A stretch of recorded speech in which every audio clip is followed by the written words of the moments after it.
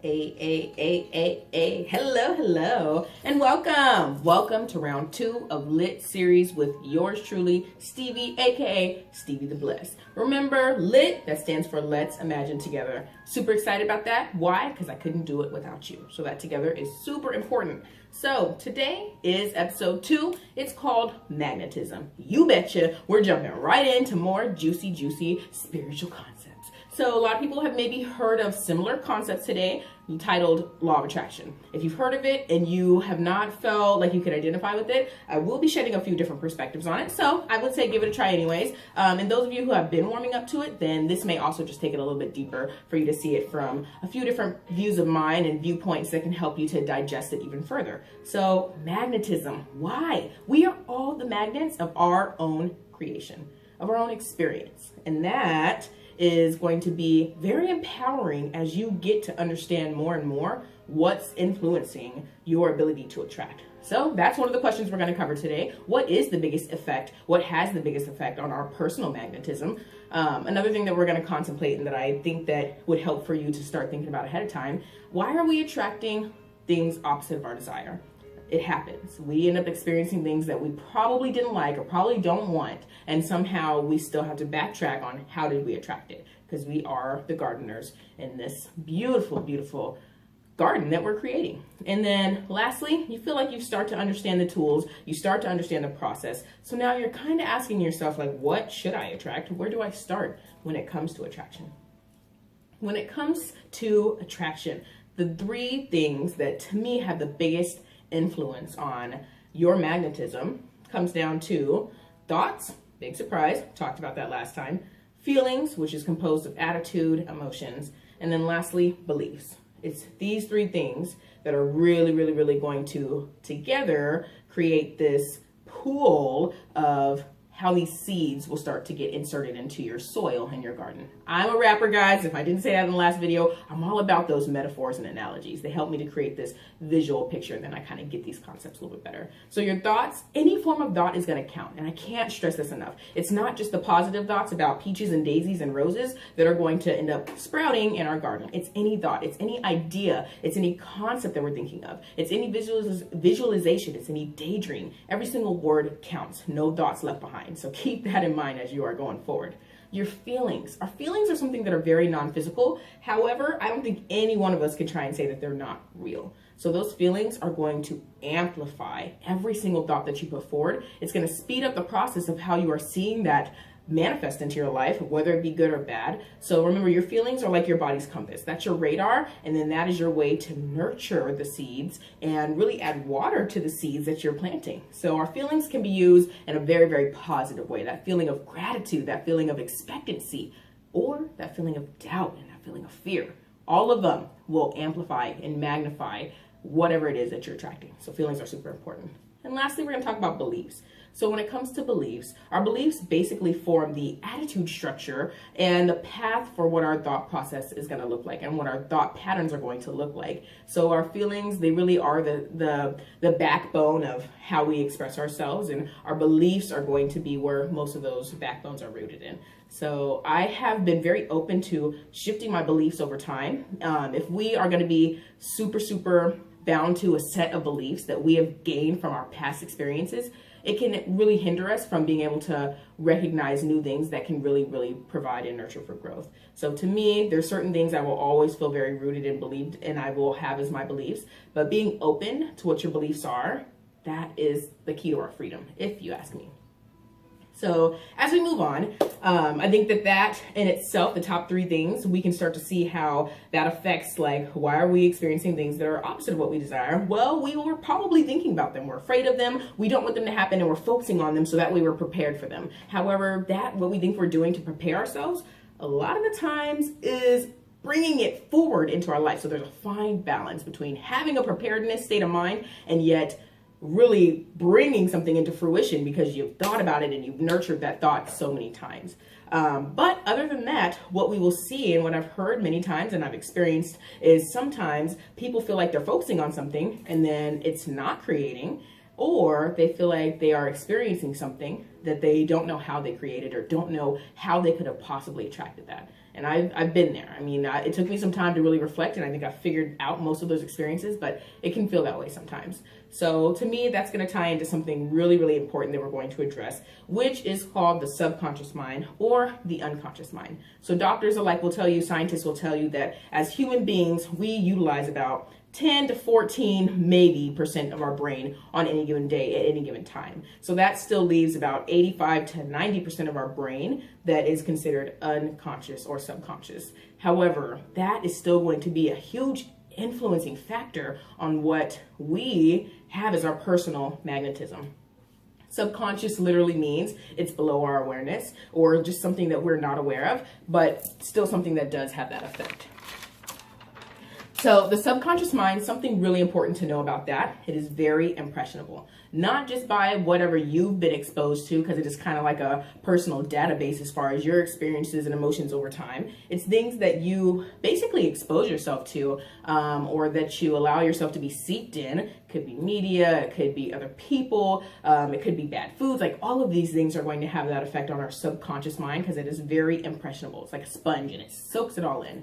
And something else to keep in mind is your subconscious is going to work when you are not consciously focusing on something. So if you kind of find yourself like in between and kind of floating through the day, that's a lot of the time where your subconscious mind is now becoming the default engine of what is being manifested into your life. So I feel like I try so hard, and I know so much about this, that I try to be consciously creating as much as possible. I have things that I'm always leaning back to create in my life. However, I tell you what, I know that there's many times where I'm not always focusing on what it is I'm trying to bring forth. So I know my conscious mind is going to work for me. And I want to make sure that I'm doing everything in my power to trust that my subconscious mind is still working towards the greater good and not over here working out experiences and past things and kind of a default mindset that needs healing and that's not positive and aligned. So that is super important to keep in mind when it comes to how much your subconscious can influence what you are experiencing in your life. It is the heart for that. A quote by Ernest Holmes, when he spoke about subconsciousness, he said, "There is a reservoir of thoughts and feelings, which is called the subconscious, unconscious, or subjective. It seems to be the creative medium through which thought and feeling work, both in our bodies and, we believe, in our environment." So I believe that, and I think it's something really interesting to think about. So your subconscious mind may be the factor, the reason why something you're trying to manifest, it's kind of fighting with that, so it's not coming to life, or something you didn't think you'd be manifesting is calling for inner healing, so therefore it's attracting certain experiences and certain people to give you that growth experience. And then lastly, you know, as we start to dig past that and we get to a good point, like it's really, really fun to experiment and to start to recognize where your power lays by having certain things that you are trying to experience and bring into your life. So what you want to manifest. Some people know right away and they had things in mind, and some people don't, and that's okay too. So my advice to you when you're thinking about what to attract, where do you really want to start, or how can I amplify this process? Start to kind of look at and compare like what in your life so far is desirable versus what is undesirable. That way you can start to see what direction you need to be focusing on in regards to manifesting or re-manifesting and uprooting some of those weeds in your garden and now starting to plant new seeds. Something that I highly, highly advise is, you know, focus on states of being, happiness, joy, contentness, prosperity. But when we start to focus too much on a lot of money, I want to have the freshest wardrobe, like I want to have all the friends in the world, like, you know, it's absolutely great. You're an abundant individual for you to be able to manifest different things that we want to experience on a physical level. I'm all about that. But at the end of the day, if you're doing that and you're not focusing on a state of being, then you may feel unfulfilled as you continue to manifest those things, because you will be able to manifest them. That's the law says yes. We know the law always says yes. So I highly recommend focusing on a certain state of being that you would like to feel. So a lot of times I'll go in with humor in mind or playfulness, and I like to manifest that kind of emotion a lot. And that will start to bring forth those other beautiful physical things that come along with it. Make sure that your highest good is always the center of what you are focusing on in regards to you being a magnet or your personal magnetism. You want to make sure that it's for your highest good and for the highest good of all that's around you. So manifesting something or focusing on something that is at the expense of another person, it's going to end up having an adverse effect back on you. So I'm not going to get into your drama. I don't know what's going on, but at the end of the day, if you don't know what solution is not ego driven, then just focus on that highest good, because law won't recognize what that highest good is. Something else, and this is kind of funny, being open to how, and not overly specific to how that manifestation is going to come to life. If you have to know exactly how it's going to come to be, then you can start to create doubt and understanding, like, is that really possible? So I don't think so.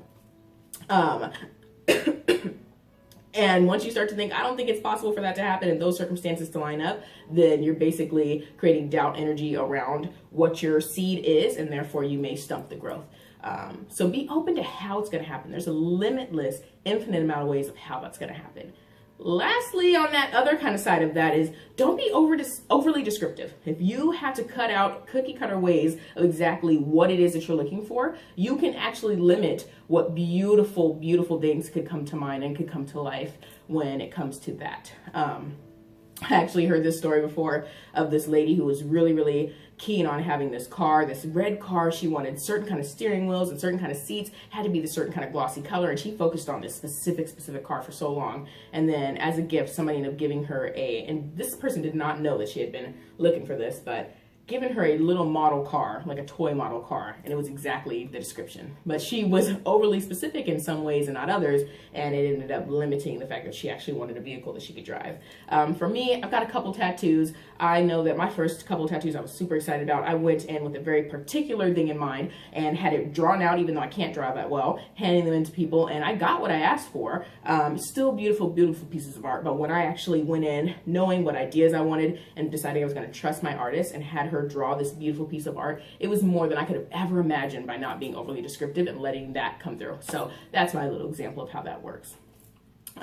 So remember, guys, there's many different things that are factors of how we manifest. So don't think that it's only going to be just what you're thinking on a positive level or what you're thinking, because it's going to be deep rooted in your subconscious as well. So taking a look at past experiences can help with that. So a few closing reminders as we wrap up these beautiful concepts that we've gone over today. Remember, I'm keeping it to 15 minutes, guys. I committed to that. You have this opportunity to interact with me. I'm going to give you a few assignments, so I ask that you will join me with them. So leave comments, make sure that they're peaceful, that we're all being positive, and I will absolutely interact with you guys as we continue to go forward. I've seen a lot of people doing that so far. Thank you again for that. And I also just want to give you a little perspective of what to think of. Yes, I still have notes. I got to.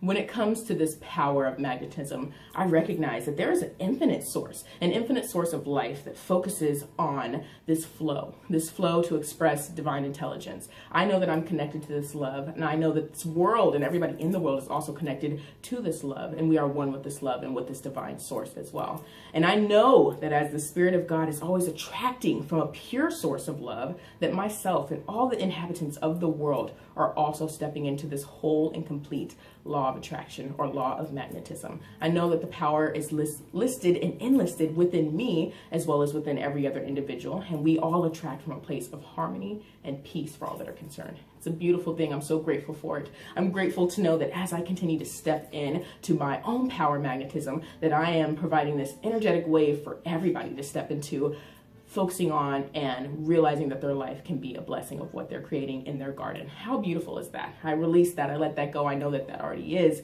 and I trust that it is already done. That feels so good. So my affirmation that I'm leaving everybody with today, short, simple, it's going to tie back into this magnetism. I am aware of what I attract, and I always attract for my highest good and well-being. Once again, I am aware of what I attract, and I always attract for my highest good and well-being.